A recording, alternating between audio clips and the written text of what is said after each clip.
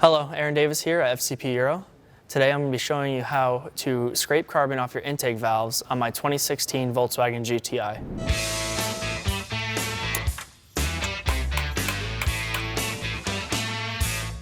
If you didn't know, there's two ways you can go about this. One way, you can actually use walnuts and use a media blaster to blast it. Second way, kind of a pain, is you can manually scrape, but our good friends at Locomali offer you a good valve cleaner, so I'm going to show you how this works. And I'm also going to show you how to actually perform the walnut blasting on your intake valves. Some of the tools that we have here today are some ratchets from 1/2 inch all the way down to 1/4 inch, with also torque wrenches. We also have extensions from anywhere from 1/2 inch down to 1/4 inch. We have a variety of screwdrivers. And there's also a complete list of tools I use that you can find in the description below. First thing we're going to do is open up the coolant cap to relieve the pressure. Now I'm going to take the engine cover off and then move to removing the intake system. So we're going to take the hose clamp off for the intake. Comes right off. And now since my intake was aftermarket, I have an extra bolt that your stock GTI will not have. I have a secondary air filter that I have to remove as well. And just like your stock intake, you just pull up, and it comes right out. Now I'm going to remove the air intake duct. It is held in by two T20s.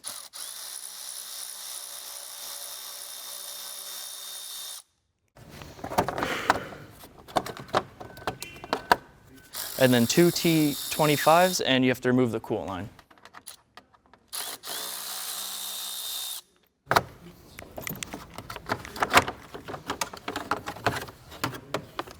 Now I'm going to relieve the pressure in the fuel system by loosening the 17 nut on the high pressure fuel pump. It's also a good idea to wear glasses because you do not want fuel going into your eyes. Now I'm going to take the hose off of the high pressure fuel pump.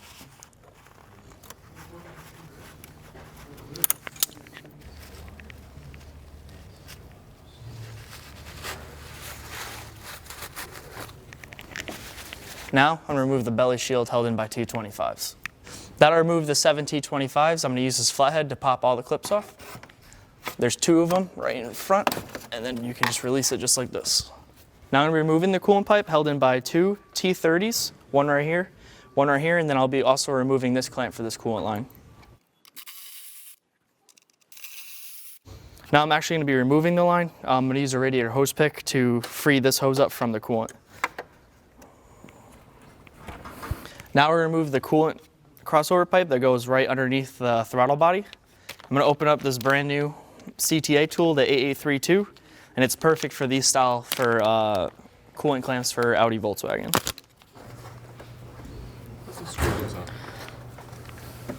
Ready? Yeah, just spray it really quick. I could not get the clamp off, so I just sprayed it with a lubricant so I can actually go ahead and remove this hose. Now you're going to start seeing coolant starting to come down. Please be careful with this line because it is plastic and you do not want to break it. And same up here, I'm removing this line.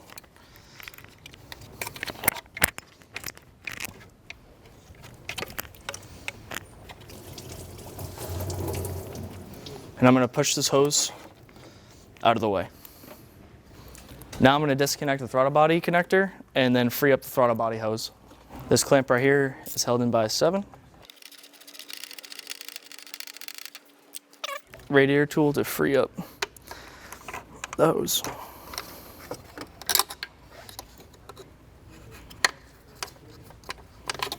Okay.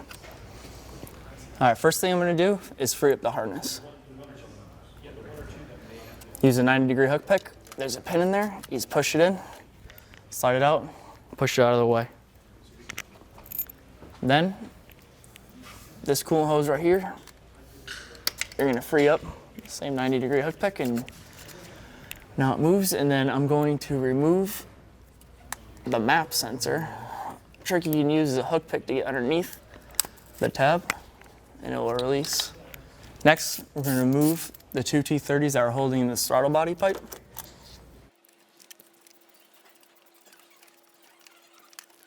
And then now this T30 located right behind the map sensor.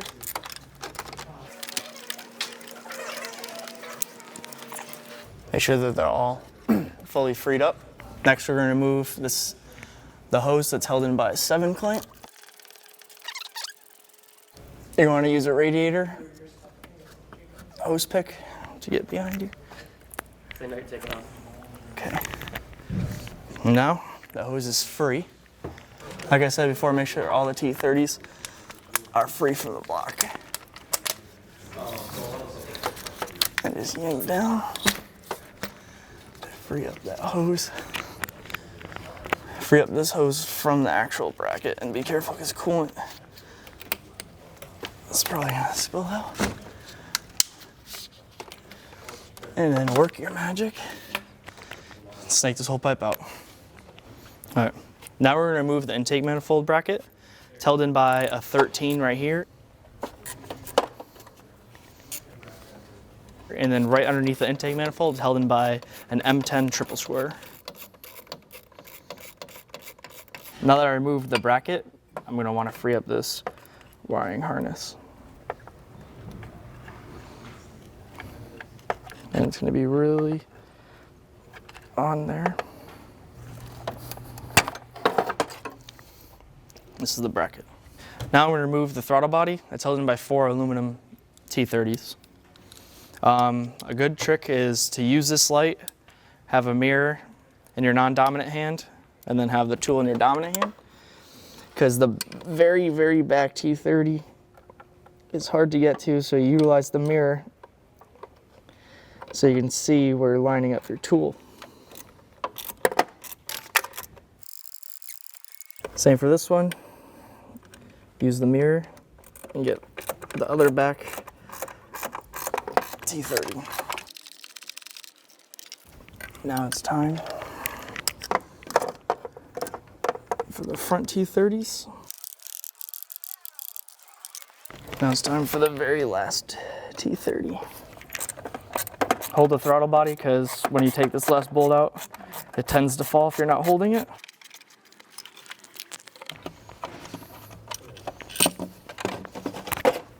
Now I'm going to free up the wiring harness that runs underneath the intake manifold. It's good to use a hook pick to have this release. Pulls down just like that. This harness is also held in by the charge pipe. This harness is also held in by the pipe that runs straight to the turbo. So you want to free this up. Now I'm going to slide the connector out from the bracket, unplug it. There's one right underneath it. Same, pull it out. You unplug. There's also a connector right here, hidden right behind this harness. Nope, this is a gray tab, safety tab. So you pull it out, squeeze, and then release. Don't try to squeeze it with this tab fully locked. All right, there's another sensor right here. That's gonna be a pain to get out, but release that as well. Now that I removed all the wiring for the sensors, I'm gonna remove this bracket. They're held in by 2 T30s.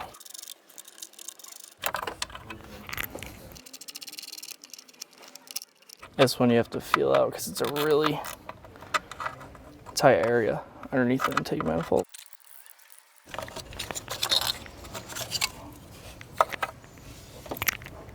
On this bracket, there's another connector actually attached to it. Use a hook pick. There's a pin right here that you push in. And then it slides right out. Now I'm going to remove the oil filter housing. It's held in by 32. Just give that a few seconds to let it drain so we don't spill oil everywhere. You have to disconnect this sensor as well. Same thing, gray safety tab. You pull up on it to release. Now I'm going to remove the connector for the sensor as well. Move it out of the way. Now I'm going to remove the intake manifold. It's held in by 2 10s and 8 T30s. I'm going to remove the 10s first.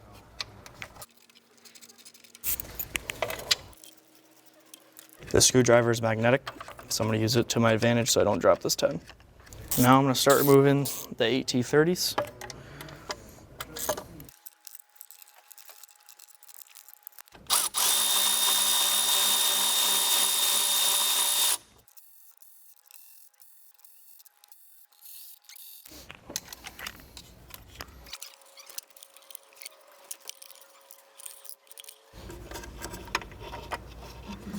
So out of that successful 6, when removing the intake manifold T30s, I really suggest you actually use a real magnet. Right now we can't find ours, so I'm doing the best I can. Now I'm going to loosen up this T30 right here so I can get access to the T30 to release the fuel line from the high pressure fuel pump. This T30 will not drop, it's held in with a bushing, so you don't have to worry about that. Just pull it up. So now I can snake it around and loosen up this T30. Now it's time to remove the intake manifold. An issue we just ran into was this fuel line that goes from the high pressure fuel pump to the fuel rail. You're actually gonna have to loosen it up at the fuel rail to actually get clearance to remove the intake manifold. I haven't had that problem yet.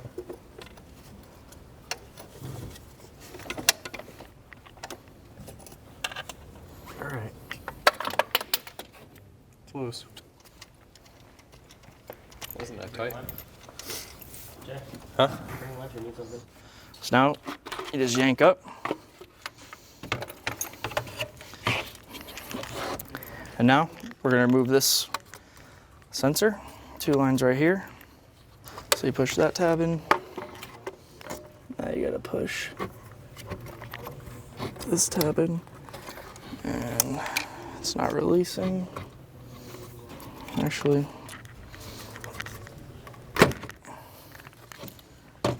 remove this vacuum line. It goes to the runner.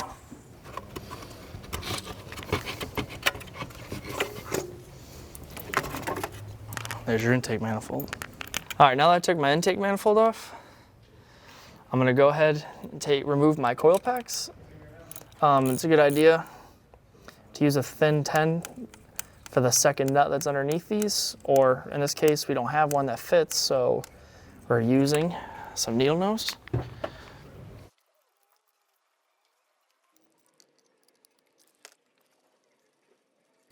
And now, just move the ground wires off of the studs. Take the 10 studs out. Now I'm going to take the 10 studs that are holding in the coil pack.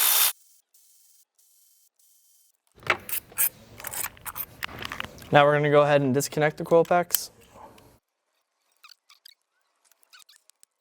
You can also free up this harness right here, so you can move these a lot easier. Now we're going to go ahead and remove the coil packs. From experience, it's easier to do this job when the engine's at operating temperature, but in this case it's not, because I'm in the middle of repair of doing a water pump and a thermostat housing. So I'm going to pull these coil packs up and wish for the best.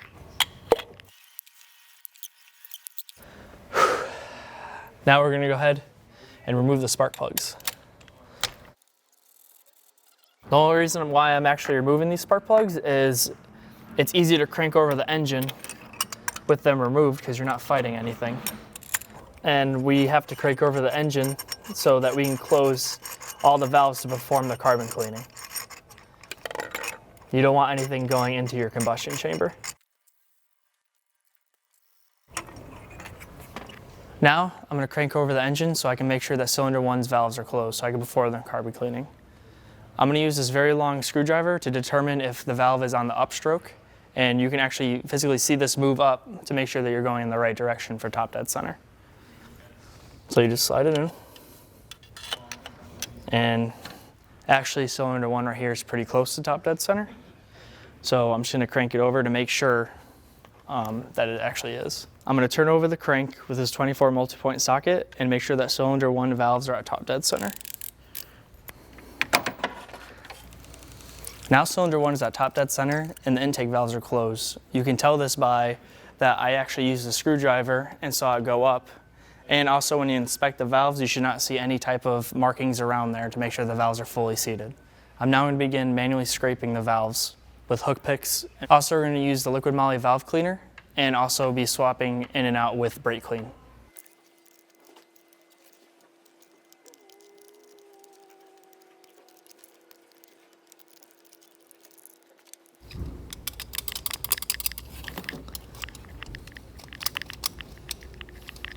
All right, now I'm gonna use a shop vac to pick up the carbon I scraped off.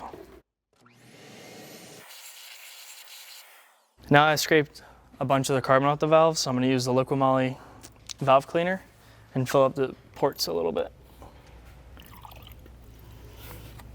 I'm gonna let that sit and do its thing for a few minutes, and then I'll start scraping again. You're probably not gonna believe me, my own boss didn't believe me, but I actually just filled in the intake valves with the liquid moly valve cleaner, and I took a handful of zip ties and I zip tied them together. And you can actually use this to scrape the carbon inside while the additive is in it.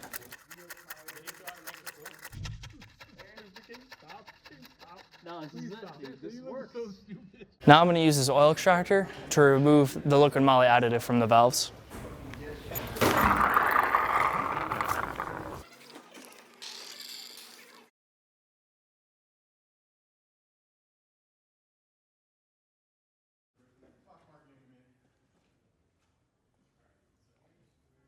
Now that I showed you how to manually scrape carbon off your intake valves on cylinder 1, now I'm going to show you the other way you can clean carbon off for your valves by using walnut shells with a blaster.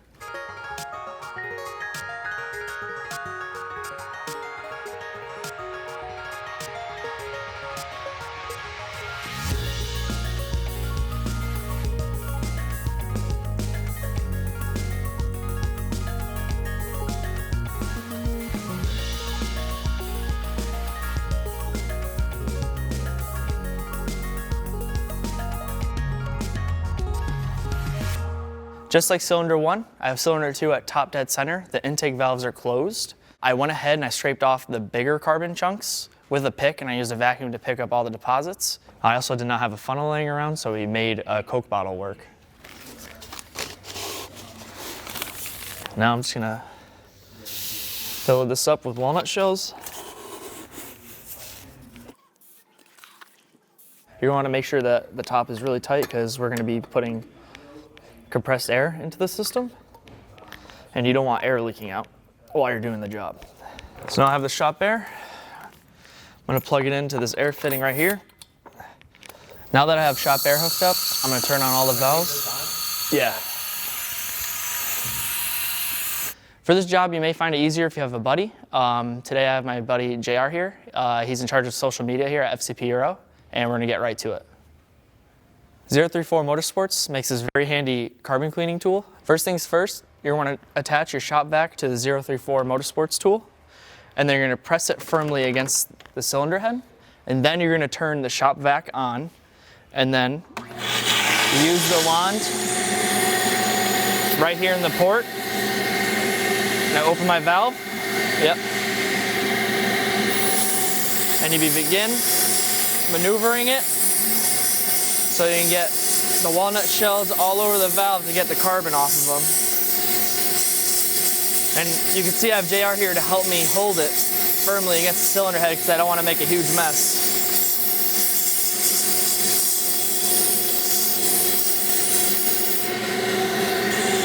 Turn off the wand, suck up, turn the shop vac off, and then you're going to want to inspect the valves to see what they look like. Oh yeah, look at the carbon's chunking off.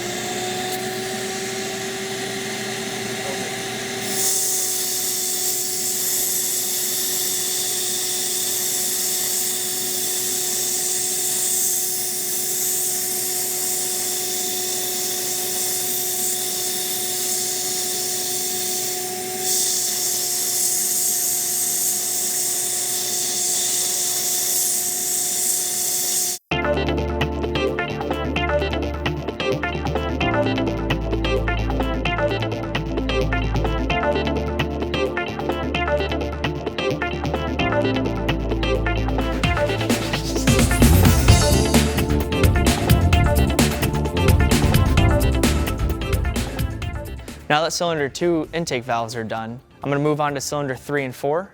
Make sure the pistons are at top dead center, and please make sure that the valves are fully seated before proceeding to do the walnut blasting.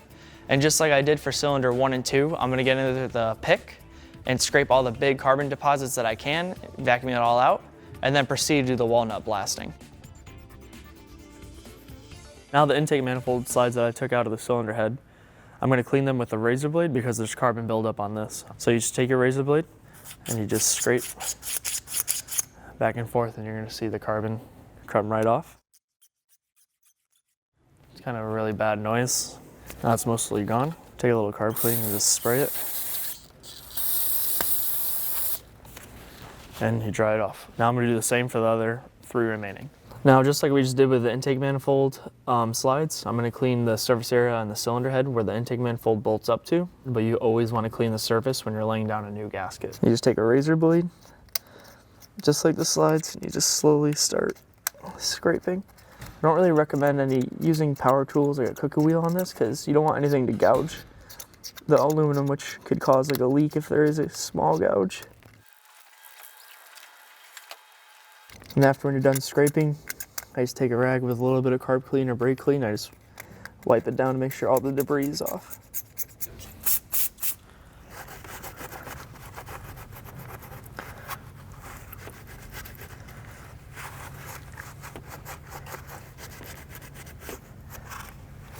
And keep repeating the steps until you see no more debris. Now I'm going to take the intake manifold sides and put them in. They only go in one way. I'll put this one in backwards on purpose. See how it doesn't fully seat? That means it's not in correctly, so take it out, flip it 180, and it should sit fully flush. I'm gonna do the same for the remaining 2.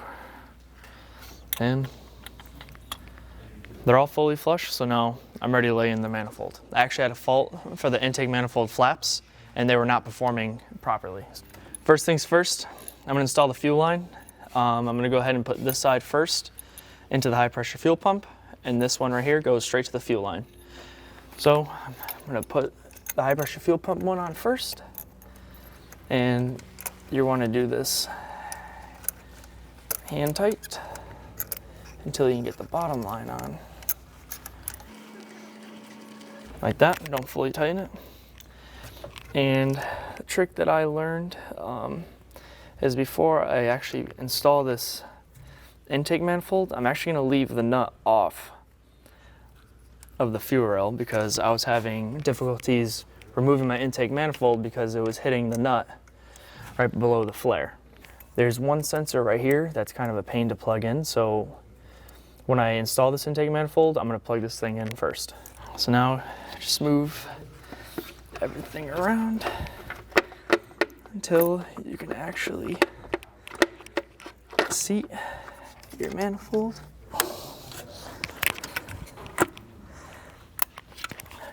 So I got that one plugged in. Make sure you're always pushing the gray safety tab. Now I'm going to use my hand and I'm going to go underneath the intake manifold, and I'm going to have to try and thread this fuel line in kind of blindly. And never force this on because the other fitting is brass and you can easily strip it, and you're gonna have a fuel leak if you do strip it. So I got the fuel line started by hand. This little plastic vacuum line that kind of routes all the way to your vacuum pump. You're gonna plug it in or slide it on to the nipple, and that's on. Now the next step I'm going to take before I actually bolt down the intake manifold is I'm going to tighten up my fuel lines and make sure I can actually get access to this nut right here. Now I'm going to take my stubby 17 and tighten the fuel line down here right by the fuel rail. This one, it's kind of a pain to get to.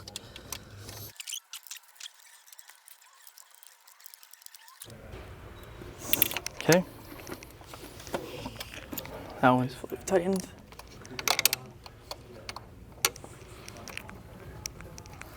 Tighten the rest by hand up top near the high pressure fuel pump.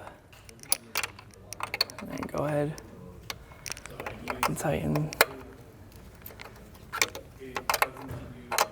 this rail. I'm gonna slide in the top T30s first, not bolt them up.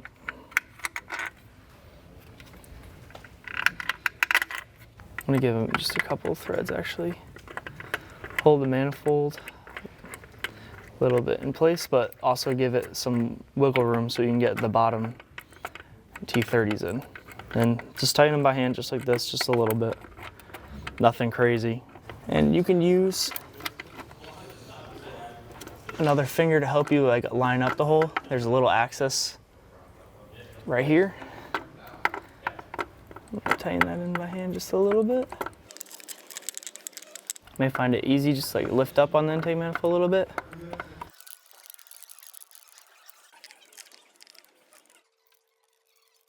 Now I'm gonna put the remaining 210s right here and tighten everything.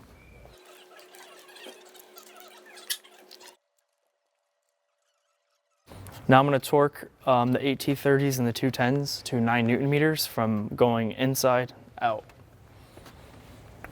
So I'm going to start with this. Make sure it's hand tight. I already have my torque wrench set up. That one's torqued. Same again for the one right underneath it. Okay, so the two middle ones are torqued. Now I'm gonna do this top one right here. I did this one, I'm gonna go over here to the left and do the bottom one. Because you wanna torque this down evenly. You don't wanna over torque it. It's just a plastic intake manifold. The one I just went directly across, I'm gonna go on top right here. Now I'm gonna go under here. Torqued. Now the last T30 I have to torque is over here, and then I'm gonna go and torque the two top 10s. Torqued. Last bolt. Torqued. Air intake manifold is installed, fully torqued. Now I'm going to swap over this sensor that's located right on top of the manifold. I'm going to swap over this little nipple. It's actually what secures your engine cover. Now I'm going to take this bolt off right here. It's a T20. And you're going to need a hook pick. You have to unhook the tabs right here evenly, and then you're just going to pull up. One hook pick over here.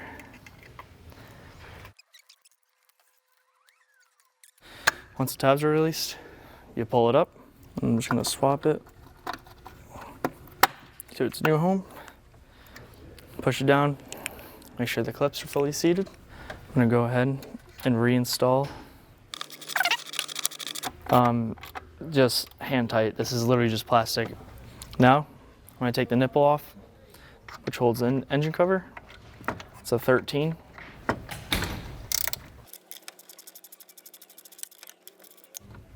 So the plastic intake manifold, there actually is no threads for this, so you make your own. Just be careful.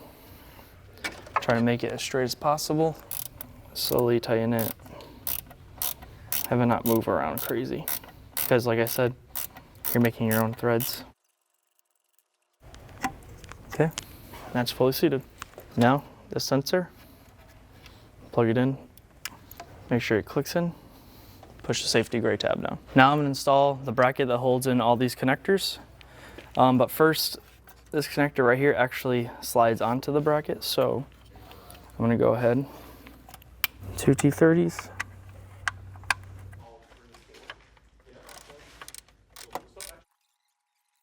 Now I'm gonna put the T30 through the bracket that's connected onto the fuel line.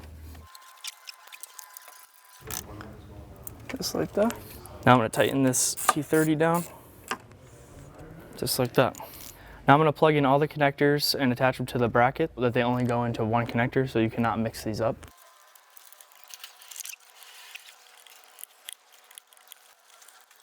Now I'm just going to plug in this connector right on top of the manifold. Now I'm just going to remove this stud. This is the stud that helps you bolt up the intake manifold bracket. It's just literally hand tight, you can take it off. Just gonna transfer it over to the new intake. Now I'm gonna install the intake manifold bracket. It's held in by one 13 nut up here. The 13 nut up here is 10 Newton meters. And then a triple square M10 down near the block. The triple square M10 is 20 Newton meters. The bracket's on. So these 4 holes right here are for the 4 T30s. And this pin right here is an actual dowel pin for alignment. It's actually built on the intake manifold. So if you line this up, get the T30s, you know this will be installed correctly. The 4 T30s are supposed to be torqued to 7 Newton meters. I'm gonna install a front T30. Make sure the throttle body is aligned. And that way the throttle body will not fall off the intake manifold to get the back T30s installed. It's a good idea actually to use a mirror so you can see where the T30s are located and they can help you line it up. And these T30s are tightened to 7 Newton meters, so not much more than hand tight. Now I'm gonna install my oil filter. I'm gonna torque this to 2.5 Newton meters.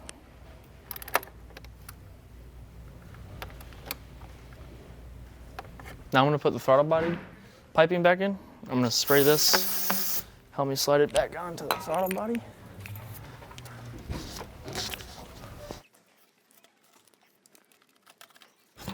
And you have to go up and down. Either if you're on jack stands or on a lift, the throttle body isn't sliding on easily for you up there. So I'll plug this in. All right, now I'm just gonna pull up the throttle body piping. Spray some more carb clean around. Grab this thing. Fully seat. Now I'm gonna tighten the 2 T30s that hold down this intercooler piping. The first T30 is located right here. It's like right behind this pipe right here. Second T30 is right behind your map sensor. Make sure this hose is fully secure in this. Clip it, like that. Plug in your map sensor, and then we're just gonna tighten up the boost hose right here. And make sure you slide this right back in the bracket. Now I'm gonna tighten up the throttle body hose up here. I'm gonna plug in the throttle body, and then I'm gonna plug in the coolant lines.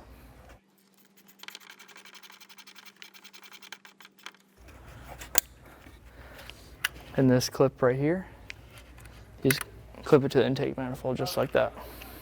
This bottom coolant line is located right underneath the throttle body. I'm gonna soak this line up, soak the hose up so I can easily slide it back in.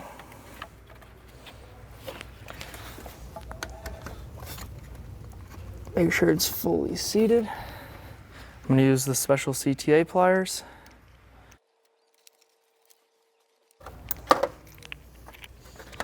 That's clamped down. Now I'm gonna take the fuel line, I'm gonna hook it back up, plug it in to the high pressure fuel pump, clip the hoses back down onto the intake manifold. There's a clip right over here. Close this. Now I'm gonna slide this coolant line on. Slide it on. So I can slide it right back on. I'm gonna put the 2 T30s that hold this coolant line in place back into the manifold. First one is right here. It's right here on the side of the manifold, right next to your oil filter housing. And these are literally just like hand snug. It's nothing crazy, it's just holding the coolant line.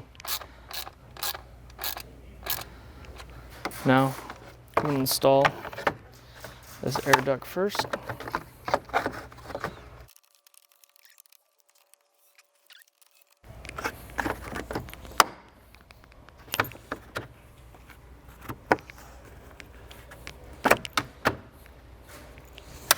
Now I'm going to install my aftermarket intake housing.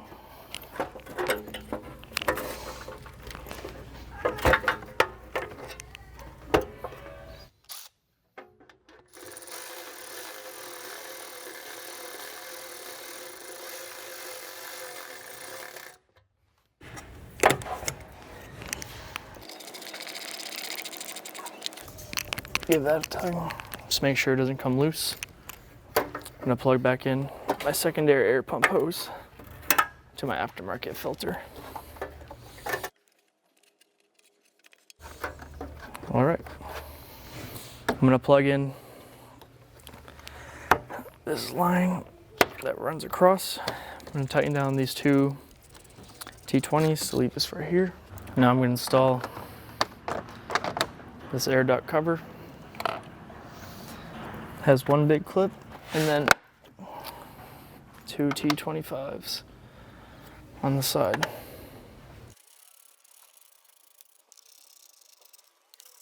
When performing a carbon cleaning, you take the spark plug and the coil packs out, because while you're doing it, there's a chance that some debris will actually fall into the combustion chamber.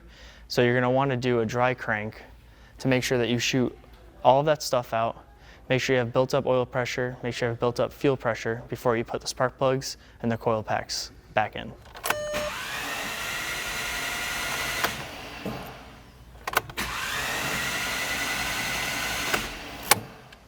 Now I'm going to install my spark plugs. Always install them by hand. Never use any power tools because you do not want to cross thread these into your head. Did I hear a drill? Dale! Power tools. Dale, no power tools! That's just my toothbrush. That is not your toothbrush! Oh, okay. Well, I'm all done anyway. Now I'm going to torque all the spark plugs to 35 Newton meters. Now I'm going to install my coil packs. Now I'm going to install these 410s that bolt down the coil packs. And these just have to be installed hand tight. Oh, I forgot to spray paint them red.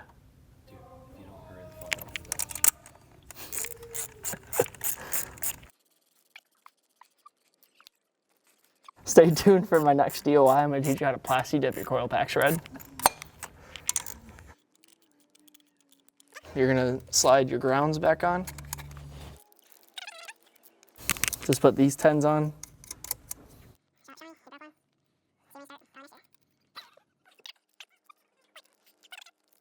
Do not over tighten it. It just has to be tight so the ground doesn't move. If you over tighten it, you can do serious damage to the wiring. Now you just want to slide down the tabs, connect all the coil packs, make sure they all snap so you know they're secure.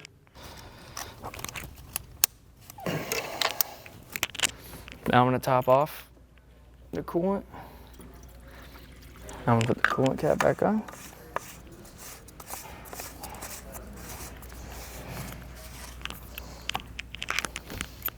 Now I'm going to install my belly pan. That's held in by T25s.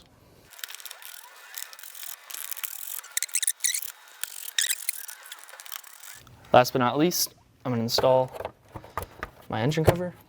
Now that you're finished with the repairs, it's a good idea to turn your car on and let it idle for 5 to 10 minutes, just to make sure that you have no coolant leaks or air leaks.